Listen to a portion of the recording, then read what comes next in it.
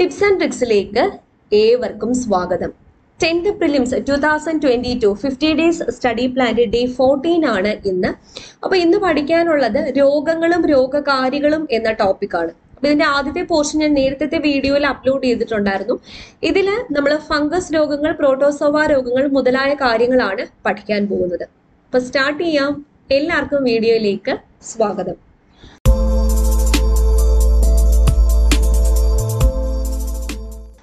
ആദ്യമായിട്ട് നോക്കുന്നു ഫംഗസ് രോഗങ്ങൾ. പൂപ്പലുകൾ ഉൾപ്പെടുന്ന വിഭാഗമാണ് ഫംഗസുകൾ. ചില ഫംഗസുകൾ രോഗകാരികളായിട്ട് പ്രവർത്തിക്കുന്നു. അപ്പൊ ഇവ ഉൽപ്പാദിപ്പിക്കുന്ന ടോക്സിനുകളാണ് എന്തിന് കാരണം? രോഗത്തിന് കാരണം. മനുഷ്യനെ ബാധിക്കുന്ന പ്രധാനപ്പെട്ട ഫംഗസ് രോഗങ്ങളാണ് വട്ടച്ചൊറി, അത്ലറ്റ്സ് ഫൂട്ട് മുതലായവ. വട്ടച്ചൊറി, അത്ലറ്റ്സ് ഫൂട്ട്. ചിലയിനം ഫംഗസുകൾ ത്വക്കിലുണ്ടാക്കുന്ന രോഗമാണ് ഏത്? വട്ടച്ചൊറി അഥവാ റിംഗ് വേം ഡിസീസ് എന്ന് പറയുന്നത്.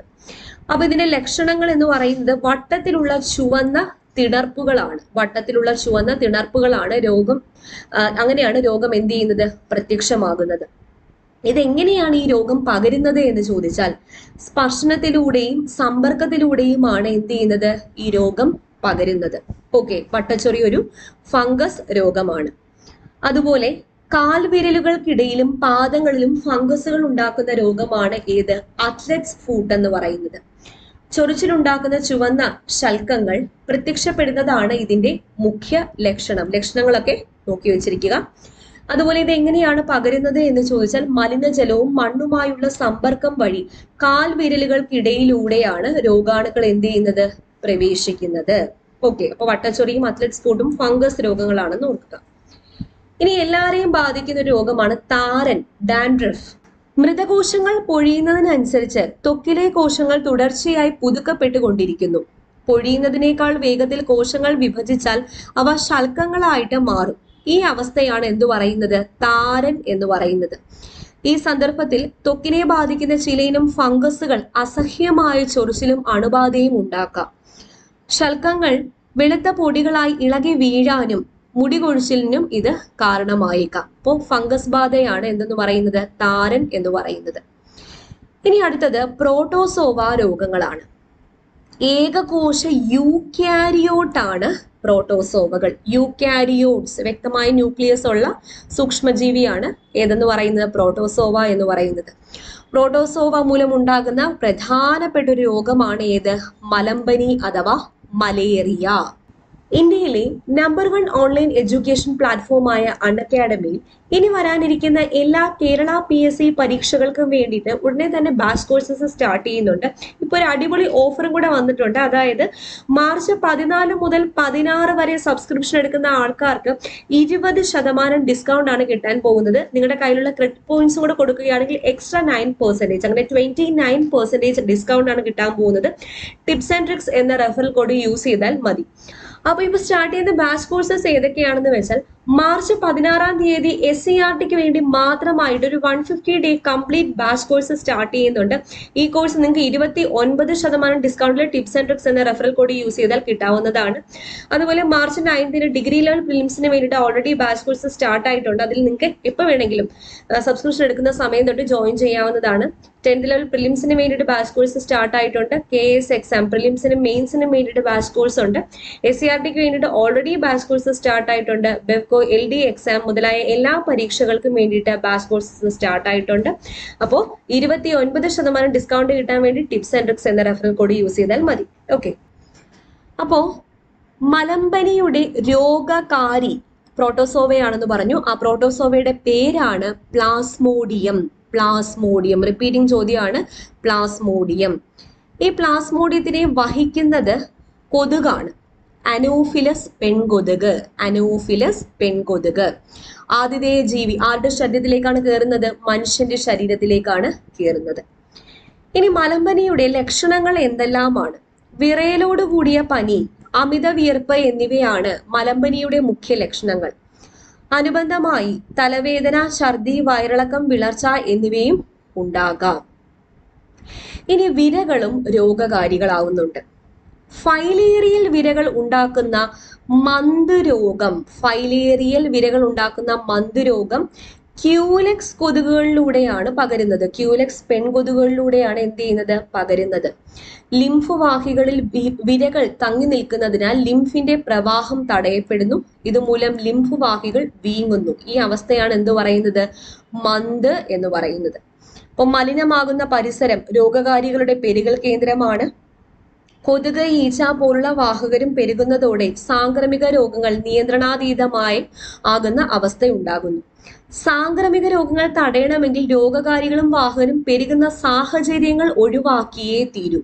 അതിനെന്ത് ചെയ്യണം? പരിസരം മലിനമാകാതെ സൂക്ഷിക്കേണ്ടത് ഓരോരുത്തരുടെയും കടമയാണ്.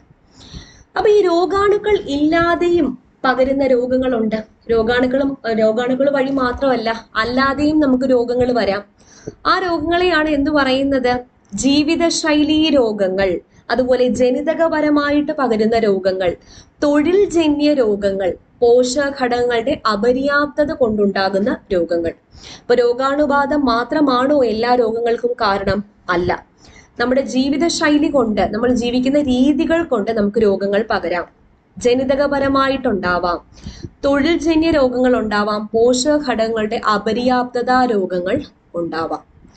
അപ്പൊ ആദ്യമായിട്ട് നോക്കുന്നു തൊഴിൽ ജന്യ രോഗങ്ങൾ. തൊഴിലിടങ്ങളിലെ സാഹചര്യവുമായി ബന്ധപ്പെട്ടുണ്ടാകുന്ന രോഗങ്ങളാണ് തൊഴിൽ ജന്യ രോഗങ്ങൾ.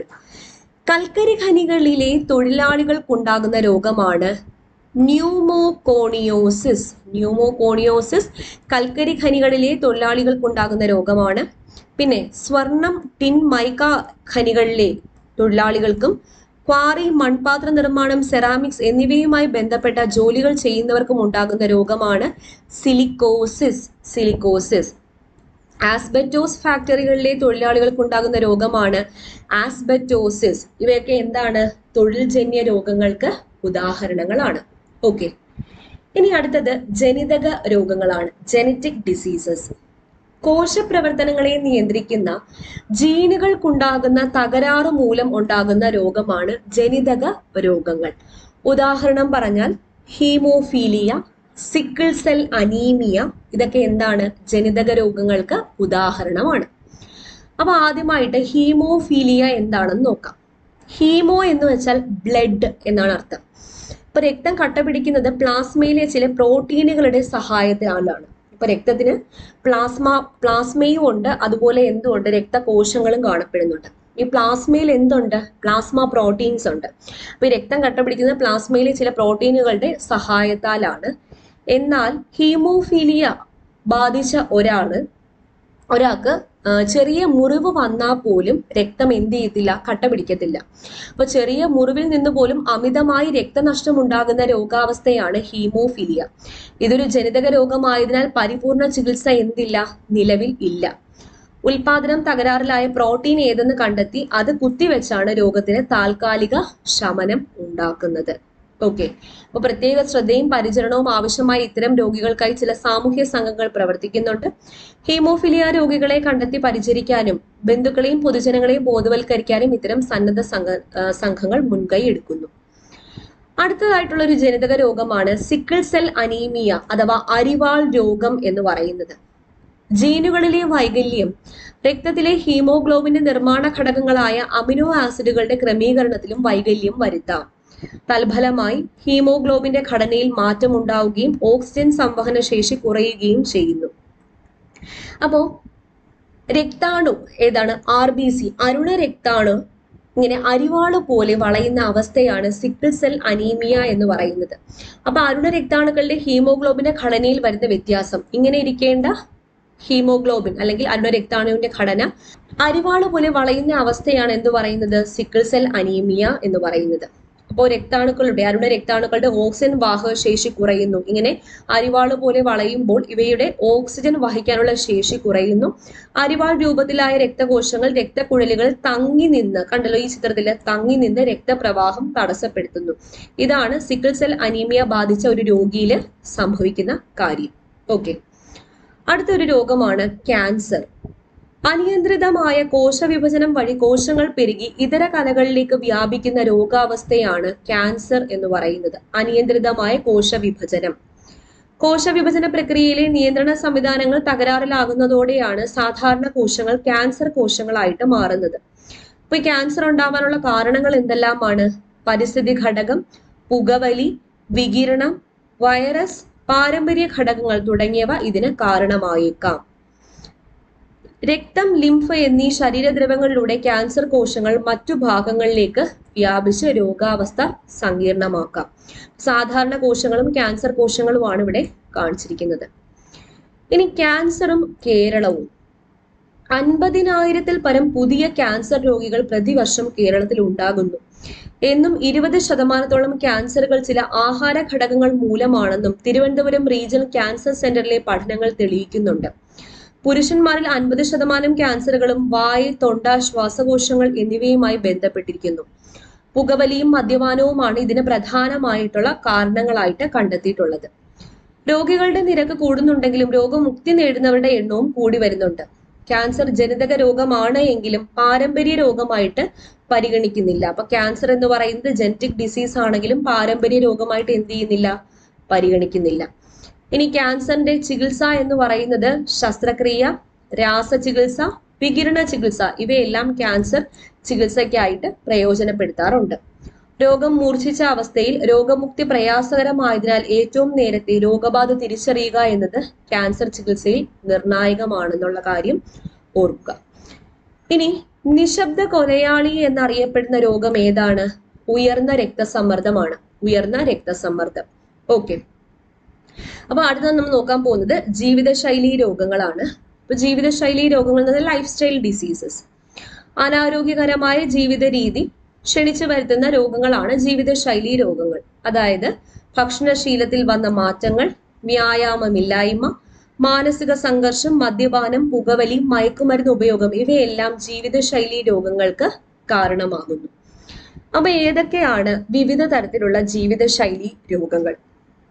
പ്രമേഹം, ഫാറ്റി ലിവർ, പക്ഷാഘാതം, അമിത രക്തസമ്മർദ്ദം, ഹൃദയാഘാതം. പ്രമേഹം എന്ന് പറയുമ്പോൾ എന്താണ്? നമ്മുടെ ഡയബറ്റീസ്. ഇൻസുലിന്റെ കുറവോ പ്രവർത്തന വൈകല്യവുമാണ് ഡയബറ്റീസ് മെലിറ്റസ് ഉണ്ടാവാനുള്ള കാരണം. ഫാറ്റി ലിവർ കരളിൽ കൊഴുപ്പ് അടിഞ്ഞുകൂടുവാൻ ഇടയാകുന്നത്. പക്ഷാഘാതം മസ്തിഷ്കത്തിലെ രക്തക്കുഴലുകൾ പൊട്ടുന്നത്, രക്തപ്രവാഹം തടസ്സപ്പെടുന്നത്. അമിത രക്തസമ്മർദ്ദം കൊഴുപ്പടിഞ്ഞ് രക്തധമനികളുടെ വ്യാസം കുറയുന്നത്. ഹൃദയാഘാതം ഹൃദയത്തിലേക്ക് രക്തം എത്തിക്കുന്ന കൊറോണറി ധമനികൾ കൊഴുപ്പടിഞ്ഞ് രക്തപ്രവാഹം തടസ്സപ്പെടുന്നത്. ഓക്കെ, അപ്പൊ പുകവലി കൊണ്ടുണ്ടാവുന്ന ദൂഷ്യഫലങ്ങൾ എന്തൊക്കെയാണ്?